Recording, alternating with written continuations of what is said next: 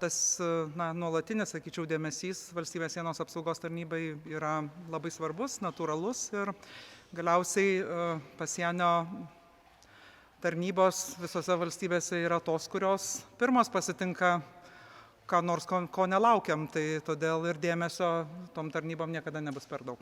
Pasikeitė pats požiūris į sienos apsaugą, jinai tampa nebe sienos apsauga, bet sienos gynyba.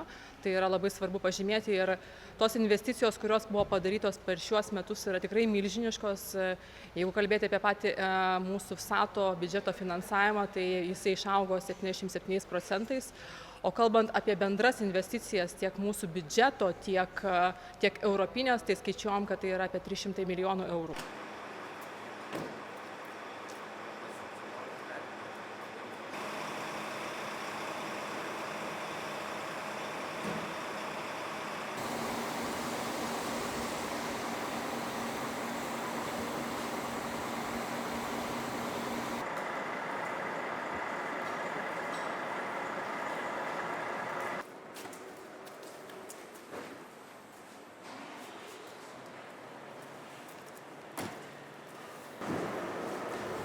Kas susijęs su neteisėtos migracijos suvaldymu, tai mes turime visą infrastruktūrą ir mes sėkmingai tą suvaldom. Kai matome dabar šiuo metu, nepaisant to, kad pas mus skaičiai prie mūsų sienos yra pakankamai nedideli, bet pasienis su Lenkija, tai yra per parą apie 300 bandymų kirsti sieną ir tikrai pasieniečiai turi rimtų iššūkių ir mes žinoma taip pat stebime, kad tie srautai nepersikeltų prie mūsų sienos.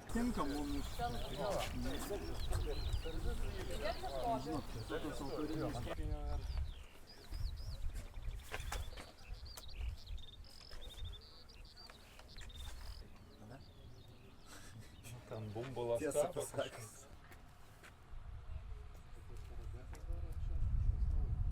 Yra sutarta, kad atsiras ir dar papildoma sunkioji ginkluotė mūsų pasieniečiams, nesuprantam, kad jie yra pirmoji linijoje, tai atitinkamos kontramobilumo priemonės, sunkioji ginkluotė, suderintos su Krašto apsaugos ministerija ir kariuomenė, bus sudėliotos, kad mūsų valstybė būtų pasirengusi bet kokiems iššūkiams. Kontrmobilumo priemonių įgyvendinimas, jisai yra taip pat gynybos planavimo dalis. Ir šitą klausimą mes visą laiką vertinam ir dirbam tą temą. Ir pirmiausia, turim įsigyti, kad turėtumėm ką įrengti, ne? Čia tokia turbūt yra toks eiliškumas, bet tikrai tos priemonės bus diegiamos. Nenoriu smarkiai detalizuotis, kokios konkrečiai ir kada konkrečiai, bet jos tikrai bus diegiamos tam, kad valstybės siena Lietuvos būtų maksimaliai saugi nuo bet kokių ekscesų. Atsakymas būtų iš dviejų tokių pagrindinių elementų. Tai pirmas dalykas, tai būtų ir mobiliuoji, ir nemobiliuoji ginkluotė. O antras dalykas, bent jau pirmame etape planuojama įsigyti ginkluotę nereikalaus ypatingų mokymų, tačiau mokymai pagal karinį standartą arba mūsų karinio pasirengimo mokymai nuolat vyksta.